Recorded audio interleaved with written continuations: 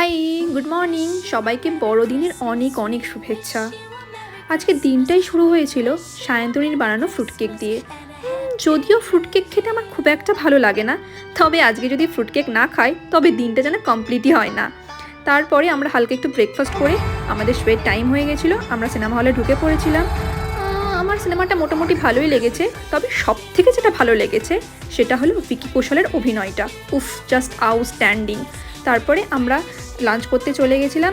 অনেকটা বেলা হয়ে গেছিলো, বেশ খিদে পেয়ে গেছিলো। লাঞ্চ টাঞ্চ করে আমরা একটা ক্যাফেতে যাবো ভেবেছিলাম, তবে যেখানে যাব ভেবেছিলাম সেখানে আমরা যাইনি, মানে যেতে পারিনি একটা কারণে।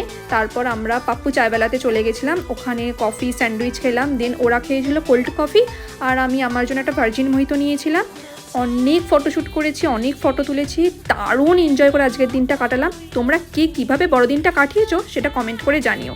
ভিডিওটা ভালো লাগলে লাইক করে দিও। বাই।